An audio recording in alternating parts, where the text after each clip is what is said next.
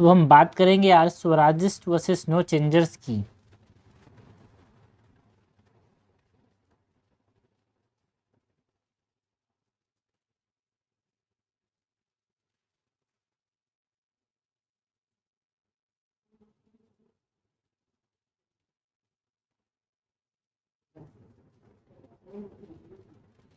Swarajist versus no changers की बात करते हैं यार। तो उससे पहले तो यहाँ पे हम समझें कि जो नॉन कोऑपरेशन मूवमेंट था उसके बाद यहाँ पे 1922 से लेके 1930 के अंदर स्प्लिट देखने को मिला हमारे पास कांग्रेस में। उसी को यहाँ पे हम देख रहे हैं, स्वराजिस्ट एंड नो चेंजर्स की बात कर रहे हैं। Post non cooperation movement split 1922 से 1930 तक की बात हो रही है। ओके, गांधी का जो अरेस्ट हुआ था 1922 के अंदर, उसके बाद उनको 6 साल के लिए जो जेल हो गया था, उस समय कांग्रेस जो था वो स्प्लिट कर गया इनटू टू फैक्शंस। एक को स्वराजिस्ट नाम दिया गया, एक को नो चेंजर्स नाम दिया गया। ये जो स्वराजिस्ट थे वो काउंसिल के अंदर एंट्री चाहते थे, they are pro council entries, है ना। एंड जो नो चेंजर्स थे वो एंटी काउंसिल एंट्री वाले हैं, ये काउंसिल में एंट्री नहीं चाहते थे। After Gandhi arrest in 1922, Congress split into two factions.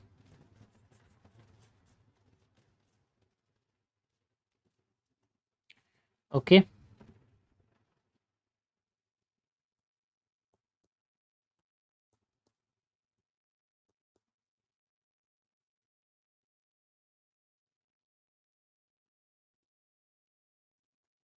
एक को नाम दिया Swarajists, they are pro council entry.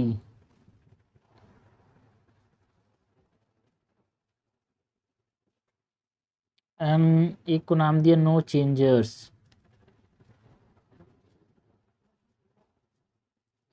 ये एंटी काउंसिल एंट्री वाले थे।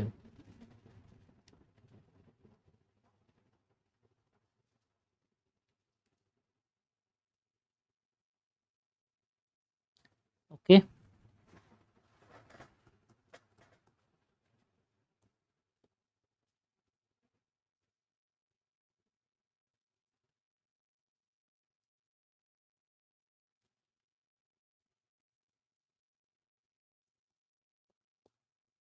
जो स्वराजिस्ट थे भाई, अगर नो चेंजर्स को नो चेंजर्स क्यों बोल रहे हैं?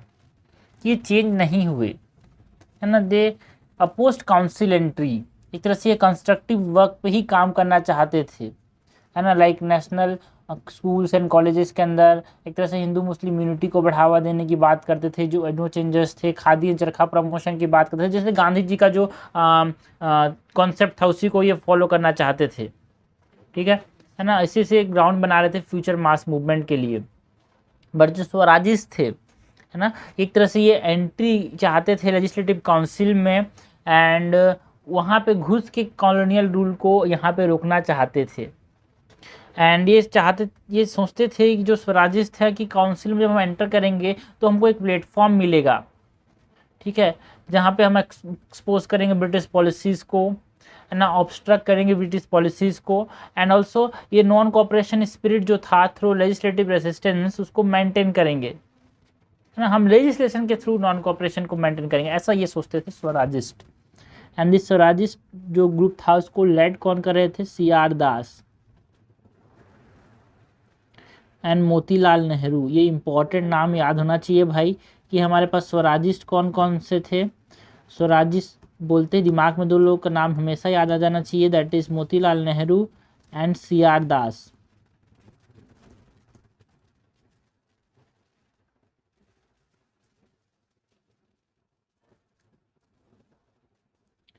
एंड दे फॉर्म्ड कांग्रेस खिलाफत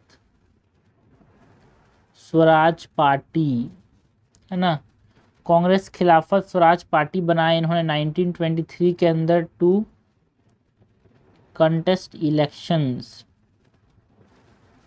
इनका ऑब्जेक्टिव क्या था भाई, जो स्वराजिस्ट थे इनका ऑब्जेक्टिव क्या था, enter legislative council to end और mend colonial rule. Colonial rule को ख़त्म करना चाहते थे या फिर अपने हिसाब से अपने फ़ायदे के लिए इस्तेमाल करना चाहते थे, इसलिए ये लेजिस्लेटिव काउंसिल में घुसना चाहते थे। एंड ये सोचते थे कि हम लेजिस्लेटिव काउंसिल को यूज़ करेंगे as a platform to obstruct and expose British policies. Use council as platforms for obstruction and exposing British policies। And ये क्या करना चाहते थे, एक तरह से मेंटेन करना चाहते थे नॉन कोऑपरेशन को, लेकिन कैसे, लेजिस्लेटिव रेसिस्टेंस के through.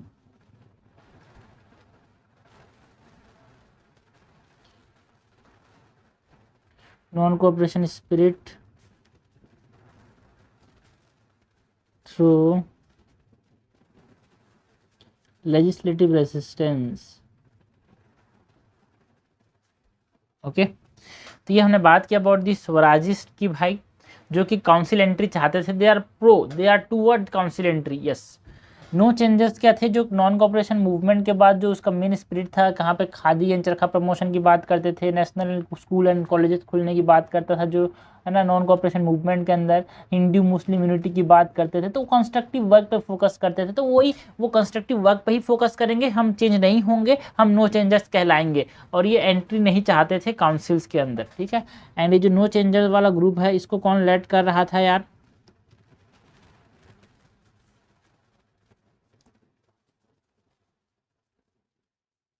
it is led by Rajagopalachari,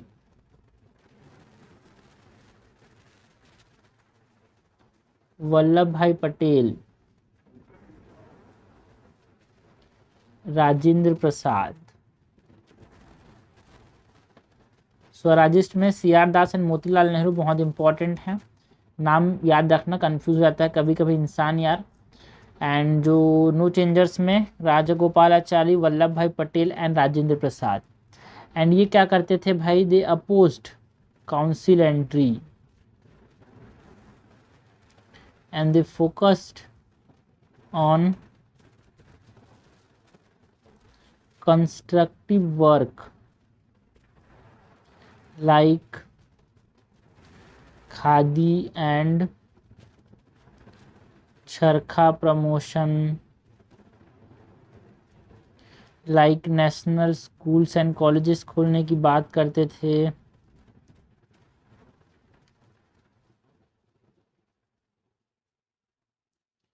Hindu Muslim unity की बात करते थे भाई। एंड एंटी अनटचेबिलिटी कैंपेन चलाने की कोशिश करते थे।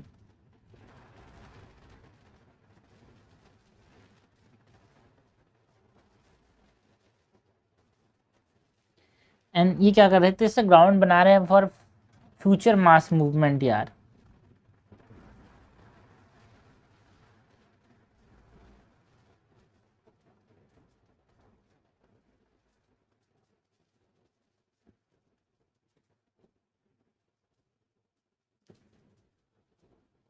ओके, तो ये हमने बात किया about the Swarajist and no changers की।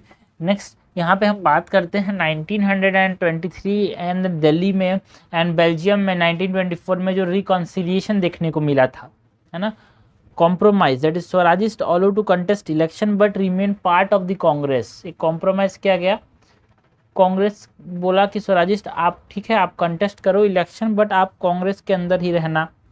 फिर 1923 जो इलेक्शन हुआ उसमें स्वराजिस्ट जो थे 42 सीट्स इनको मिला भाई। 141 सीट्स में से स्वराजिस्ट को 42 सीट्स मिले, यानी एक तरह से इन्होंने इन्फ्लुएंस पाया कहाँ पे, काउंसिल के अंदर।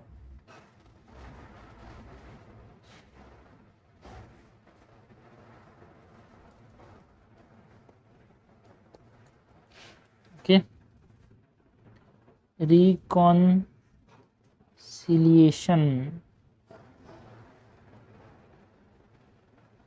दिल्ली 1923 एंड बेल्जियम ने है बेलगांव। बेल्जियम कहाँ से आ गया भाई, Belgaum session and Delhi session.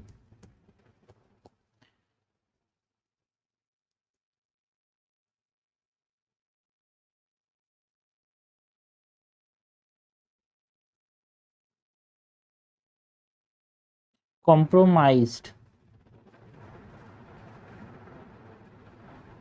Swarajist allowed to contest election but remained part of Congress। 1923 का जो इलेक्शन हुआ था यहाँ पे Swarajist won 42 out of 141 seats and gained influence in councils।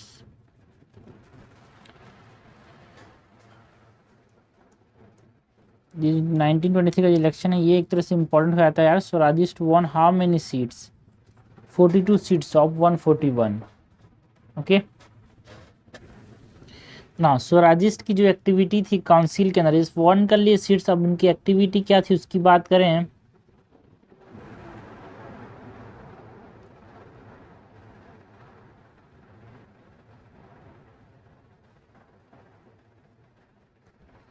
Swarajist activity in council।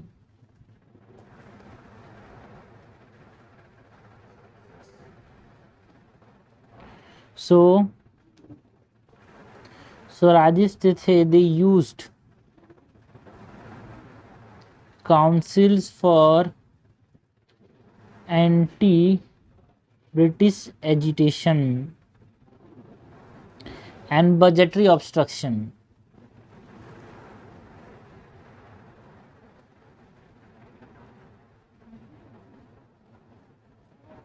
Vitthal Bhai Patel जो थे वो इलेक्टेड किए गए एज स्पीकर इन 1925 काउंसिल के, the elder brother of Vallabh Bhai Patel.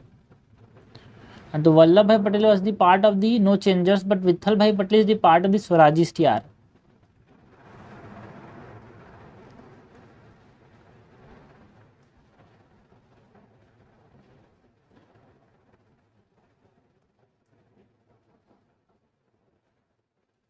And the public safety bill जो था 1928 के अंदर, इट इज डिफीटेड यार, है ना, एक्सपोजिंग कॉलोनियल रिप्रेशन।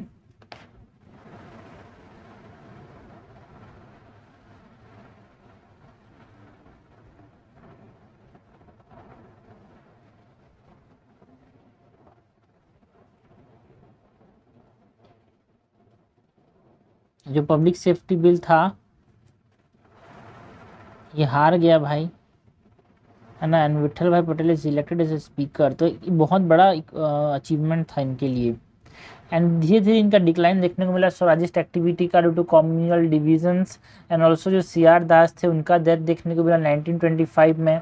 एंड अंदर ही अंदर स्प्लिट देखने को मिला, इंटरनल स्प्लिट, तो उसकी वजह से एक तरह से कमज़ोर होने लगा ये जो स्वराजिस्ट का activity.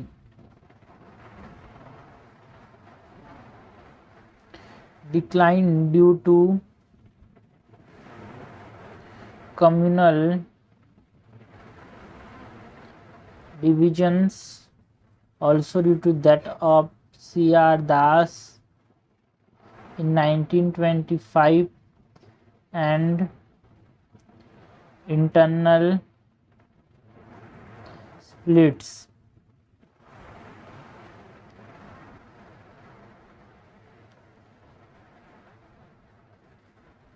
Okay, and by 1930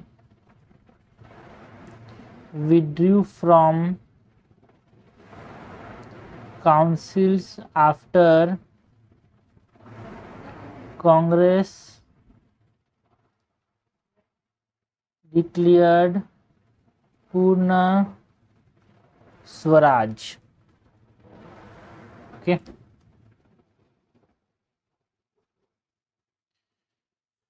Congress ने जब पूर्ण स्वराज डिक्लेयर किया तो इन्होंने क्या किया, ये जो स्वराजिस्ट थी काउंसिल से विड्रू कर गए भाई 1930 के अंदर। ठीक है ना। अगर हम बात करें अचीवमेंट्स ऑफ स्वराजिस्ट की, क्या क्या अचीवमेंट्स रहा भाई इनका एंड क्या क्या ड्रॉबैक रहा, उसकी बात करेंगे।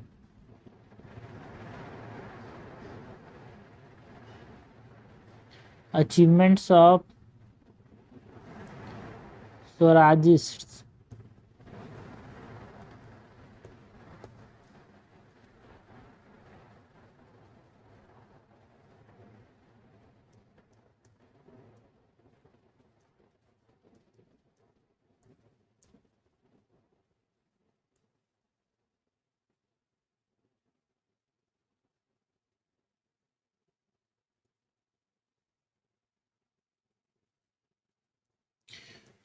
पहला अचीवमेंट क्या था, ये पॉलिटिकल स्ट्रगल अलाइव रखे थे भाई due to passive phase,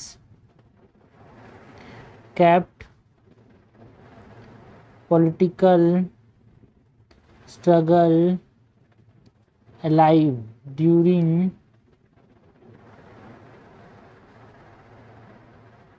passive phase. जब गांधी जी का डेथ हो गया उस समय ज़्यादा कुछ हो नहीं रहा था एक्टिविटी, उस समय पॉलिटिकल स्ट्रगल को जिंदा रखे थे ये। एंड इन्होंने एक्सपोज किया जो लिमिटेशन था of the Montford, that is Montagu Chelmsford reform, जिसको हम मॉन्टफोर्ड रिफॉर्म बोलते हैं।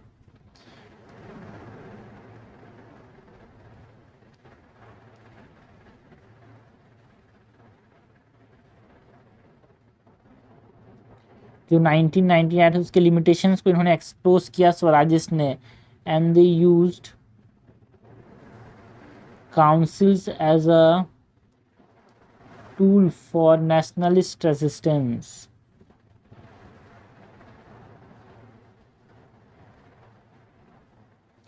तो ये अचीवमेंट्स की बात की ना, कुछ ड्रॉबैक्स भी थे भाई स्वराजिस्ट के। ड्रॉबैक्स ऑफ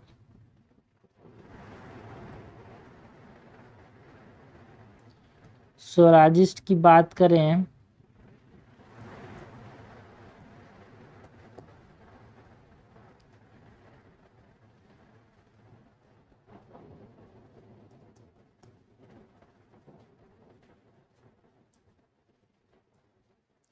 तो पहला ड्रॉबैक क्या था, कोई लिंक नहीं था यार, no link between legislative obstruction and mass movement.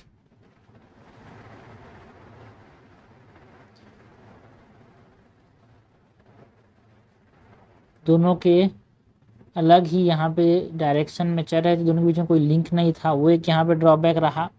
And they fail to sustain coalition unity, है ना।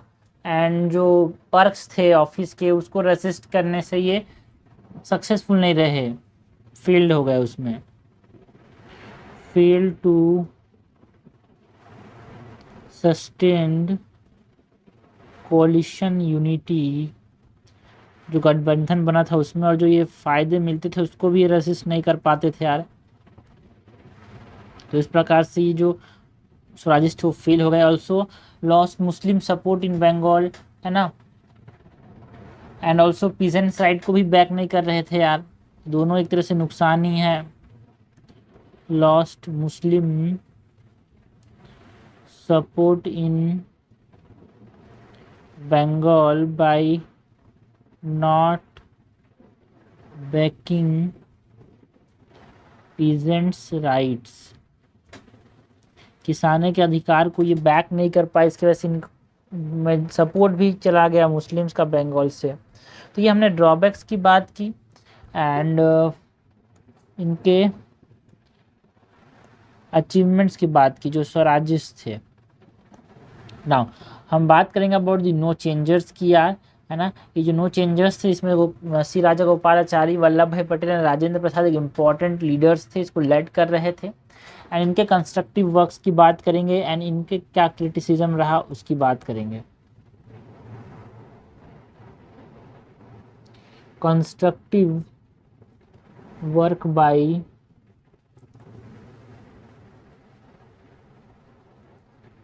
No changers.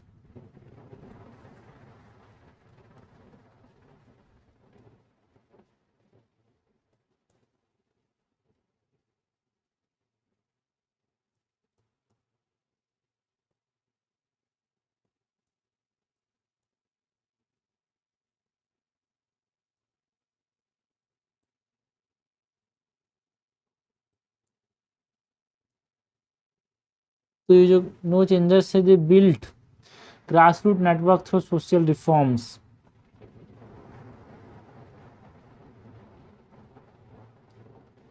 इन्होंने एक नेटवर्क बनाया यार through social reforms.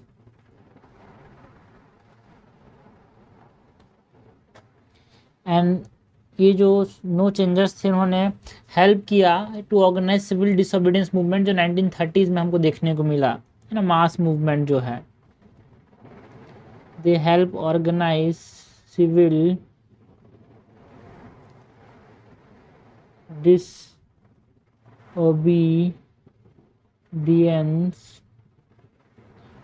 Movement in 1930। Criticism की बात करें नो चेंजर के तो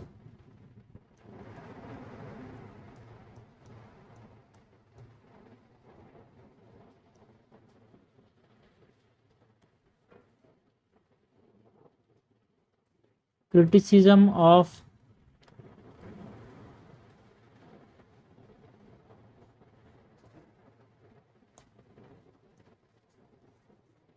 नो चेंजर्स। सो पहली बात तो नेशनल एजुकेशन जो था वो सिर्फ अर्बन एलिट्स को ही बेनिफिट कर पाया। खादी एक्सपेंसिव था भाई, तो ज़्यादा लोग एडॉप्ट भी नहीं कर पाते थे। ऑल्सो जो सोशल रिफॉर्म ज़्यादा पर ये फोकस करते थे वो इकोनॉमिक कंसर्न नहीं देखते थे या लोअर कास्ट का, तो ये एक इनका क्रिटिसिज्म या फिर ड्रॉबैक बोल सकते हैं नो चेंजर्स का। National education benefited only the urban elite and khadi जिस पे ये फोकस करते थे was expensive and limiting its adaptation। हर कोई इसको अडेप्ट नहीं कर पा रहा था इसके वजह से। एंड तीसरा यहाँ पे इसका क्रिटिसिज्म ये रहा है कि ये जो फोकस करते थे ऑन सोशल रिफॉर्म